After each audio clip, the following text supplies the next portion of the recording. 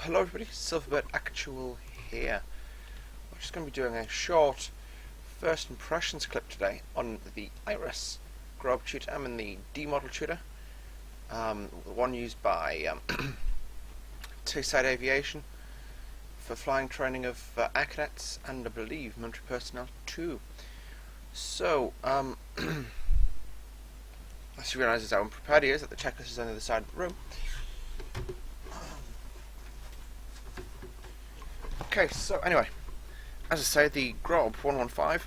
So I've flown this aircraft before myself, as quite a few YouTubers who've looked at the aircraft so far have actually commented saying, Iris have put themselves out a lot making this aircraft because so many people have flown it. So, pre-start checks. Just actually before I do that, obviously we're not going to be CPUs don't work, I don't think they did. But anyway, no, we're not going to be editing this video at all. So what you see is what you get. If I crash on takeoff, I crash on takeoff, basically. So can it be closed and locked? Controls. For left. For right. For back. For forward. For left. For right. Awesome. Brakes, parking brake is set because I haven't got round to removing that line. Fuel selector on. Carb heat cold. Mixture rich.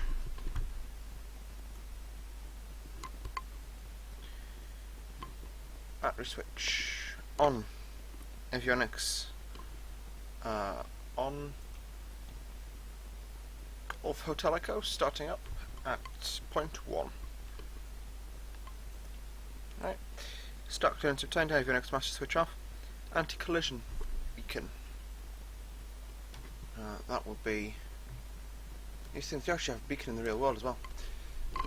I'll just go to... Of course it's a rocker, isn't it?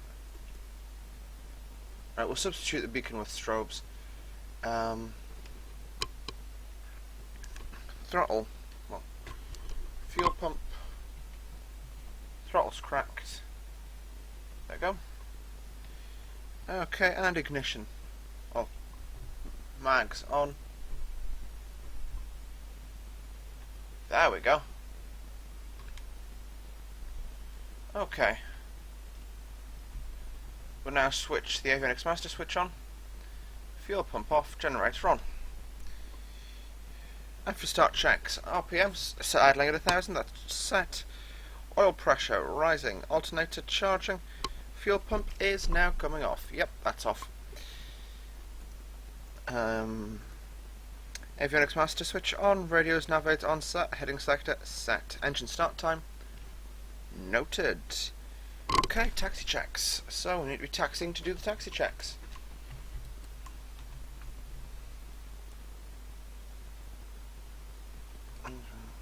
Right, so it's going to be a left turn. Anyway, we'll check the toe brakes. Yep, they work.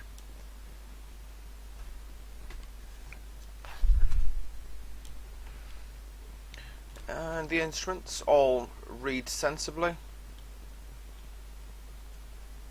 I'm not going to do mag drop checks during the taxi out. Someone's done some dodgy parking. I'll have to have a look at that when I get back.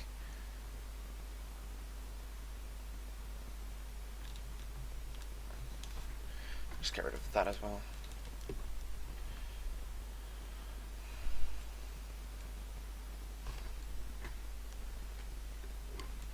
Okay, so winds to this heading. So actually, yeah, we probably should have used that wrong one, but we'll use this one for a change. Tailwind components, no big deal. We can also switch the GPS on, and we'll swing in to the right here. To do our power checks. So, parking brake is set. Fuel selector is obviously on. Oil temperatures in the yellow. Well, actually they're in the green now, which is always good.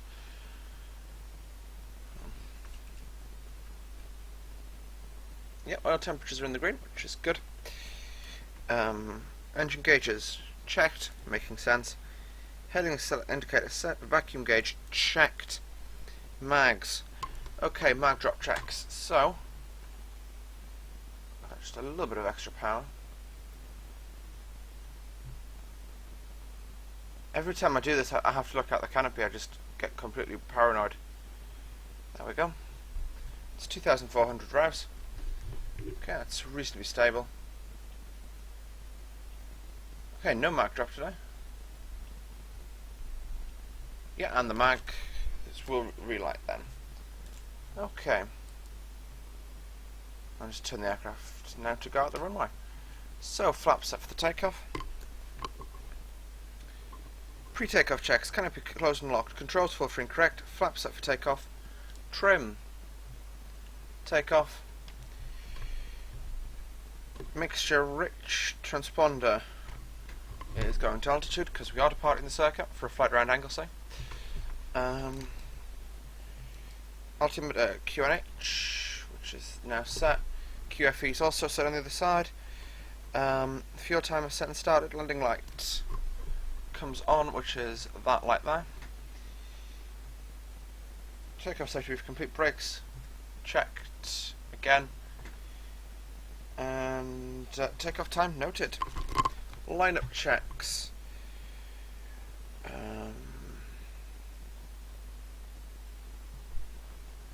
Okay, so we're just going to do a rolling departure. Yeah, a little bit of a vibration there. So also I believe they do, probably a bit late to do it now, but they do that as well. Okay. So we shall rotate at 60 knots.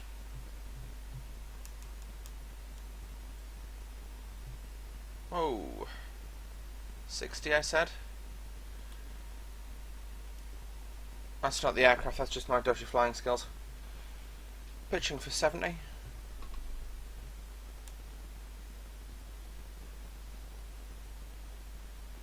Climbing reasonably slowly out the runway.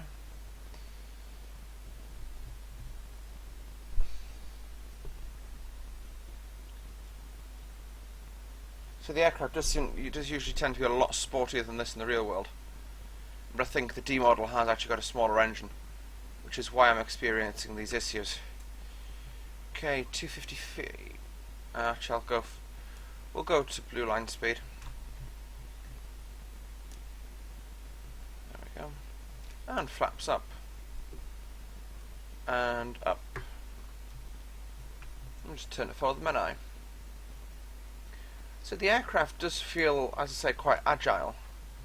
And I know from flying it in the real world, you feel as if you're permanently in control. I'm just going to mute the audio because, yeah, I feel I'm having to shout when the audio's like that.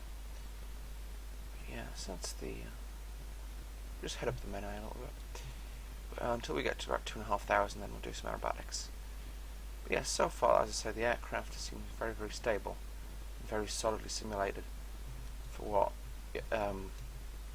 For the fact that I don't think any of the development team actually flew the Tutor. I could be wrong there. So again, just doing just flying up the menu. We'll call it a noise abatement procedure. Orbex Wales, if just looking out the window there. Yeah, it's so peaceful without the noise. I'm kind of tempted to do a spin, but I need a lot more altitude to do a spin. Right, I'm just going to abuse the engine. Alright, I'm not going to use the engine. I'm just going to increase our rate of climb ever so slightly.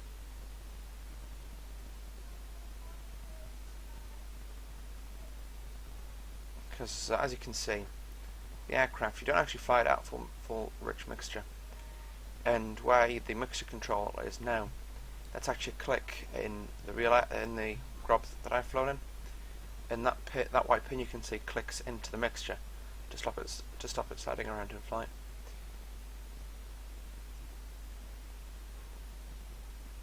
Oh, that's what you call it, Carnarvon, the castle in Carnarvon, where the Prince of Wales was crowned. Wales is a principality.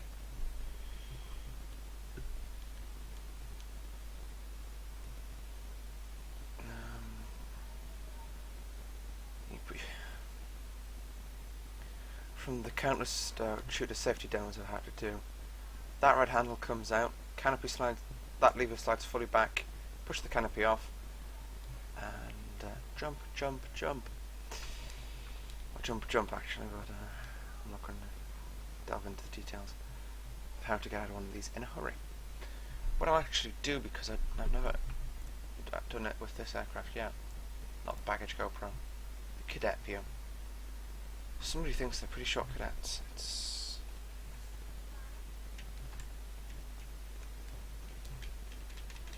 There we go. That's more like my view from flying the Tutor.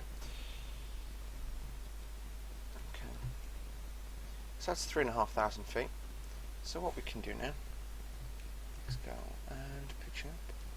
Because one of the unique challenges of flying the Tutor from the cadet's perspective is all the gauges you need are on the right hand side. So you fly kind of like, you know, with your neck craned round.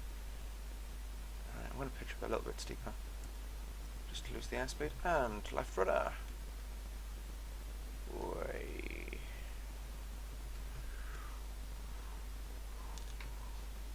Okay, and recovering. I was a little bit speedy, we'll go into a loop.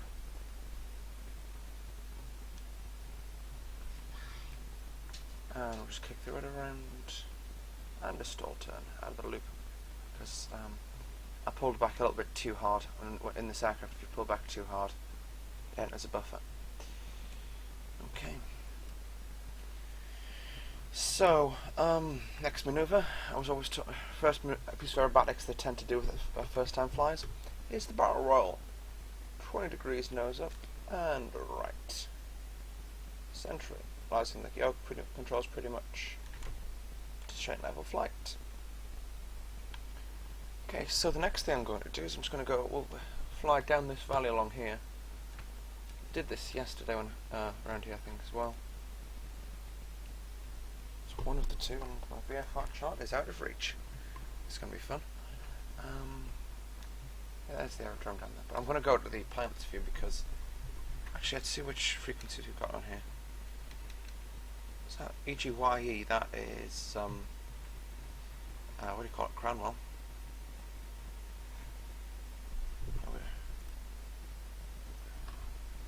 The Tutor obviously has a standard comms radio package, and this, which is the military pack, which comes to. That's what most of the communications go on, because to the flights I've made, they would call, yeah, Golf Hotel Echo, you're clear to move to approach on Stud 3, which is military slang for, well, military phraseology for frequency 3. It's in a prearranged frequency which is loaded into the aircraft.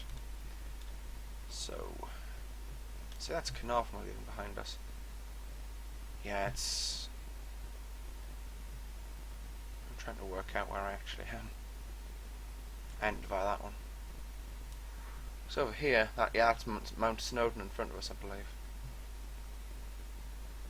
Yep, that's Mount Snowdon we're flying towards, so it's this valley we want.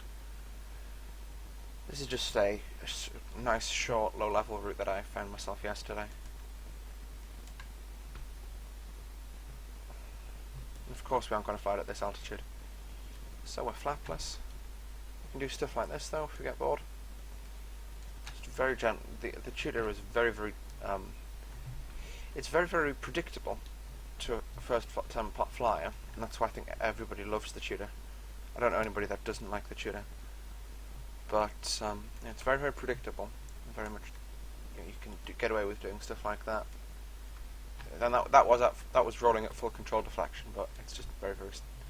As I say, I don't know if to use the word docile is the right thing, because it's not. Docile is what a 747 is. This is a little sports car. Yeah,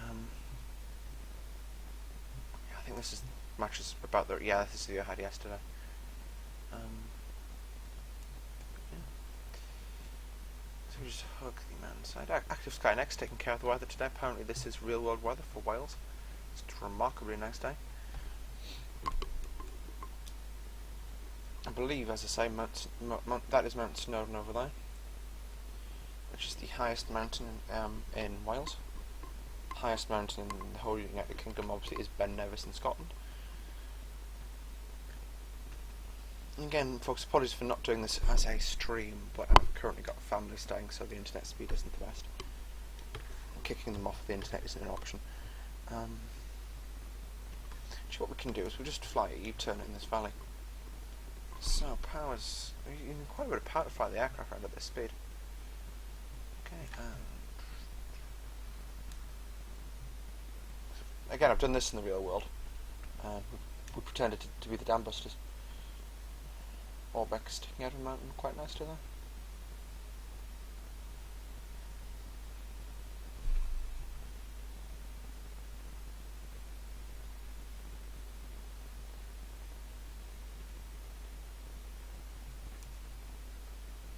And roll out. So yeah, we made the turn with space to spare because that's a U-turn we made there. And also, we'll just go to the external visuals. So sorry again, apologies for the how slow the textures are to load in on this aircraft, but you can see it's a very thoroughly modelled scheme. And this is actually the new livery for Tayside Aviation. I believe Dave Bryce is in the captaincy.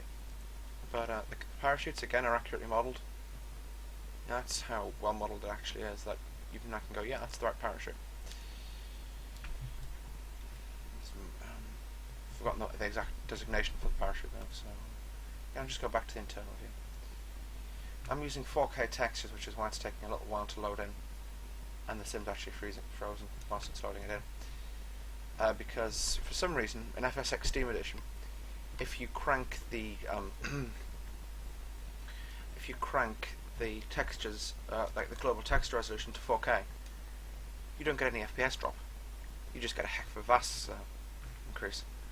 That's the first time I've actually OOM'd FSX Steam Edition. Yeah. Oh, we haven't got the document bag with us by the looks of things. Again, the tags, the straps are undone. Normally these straps, when you get in the aircraft, are over the back of the seat, because then you don't end up sitting on them, which is just awkward. And it really is just awkward in general. Okay, so we'll trim back for takeoff trim. I think it's probably going to be the nicest to fly the pattern with. Whoa. Okay.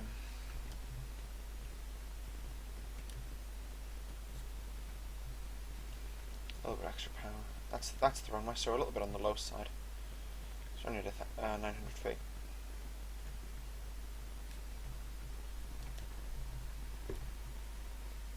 And the aircraft's obviously got a constant speed prop as well. Yeah, so as I say, folks, when we land, I'll just what we can do is we'll do a little bit of an air display.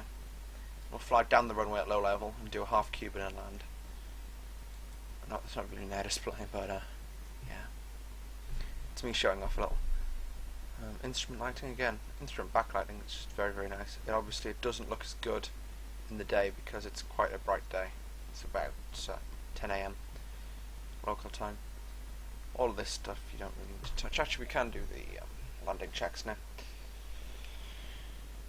Descent checks. Okay, down. Okay, that fuel pump needs to come on. Landing lights, they're already on. We didn't switch those off. Oops. Radios set. Altimeter set. Airport info checked. I've flown out of Carnarvon a lot recently because I just like it so much. It's Carnarvon and Vanessa my favourites at the minute for flying. Because there's very little air traffic control, so you can get away with being rather naughty around here. Even when on VATSIM, which obviously I can't do because my VATSIM is broken.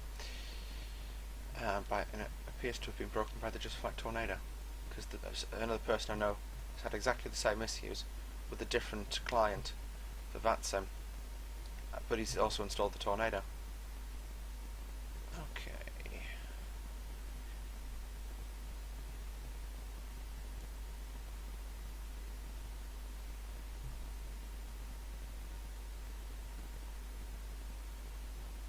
We aren't actually on the ground, I don't think anyway. No, we aren't. And pitching back.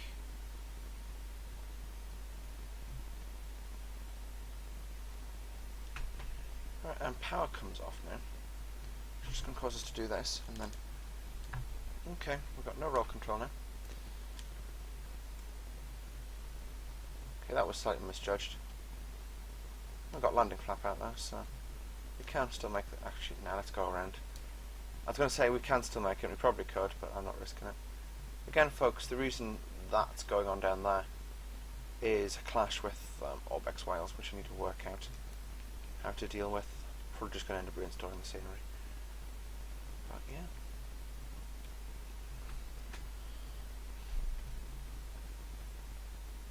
And I'm going to be aiming to make at least one more video today, as I have been left in the house by myself by the looks of things.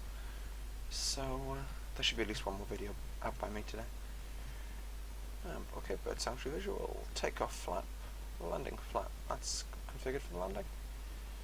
So again, he's using full power to the aircraft tearing around the turn.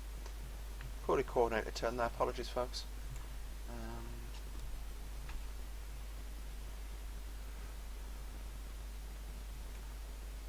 Okay, landing flap. In the Tutor episode, we don't use full flap unless it's an emergency landing.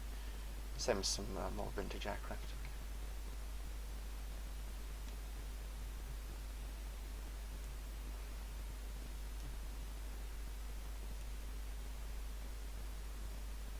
There we go. Touchdown. Brake. Flaps up. Okay, we don't need that anymore. We definitely don't need that anymore because we're shutting down when we land. I'm not going to switch the radios off.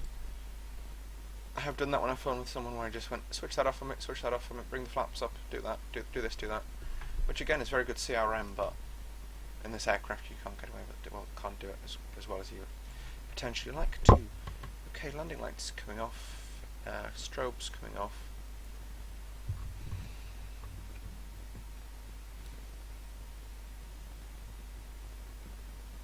Here's the first turn off. Made it. Aimed a little bit too soon. Okay, and just bringing it in. Again, this is our parking position, just in front of the tower.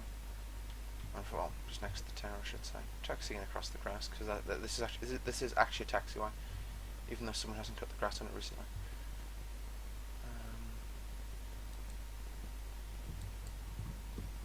Okay, so just going like this.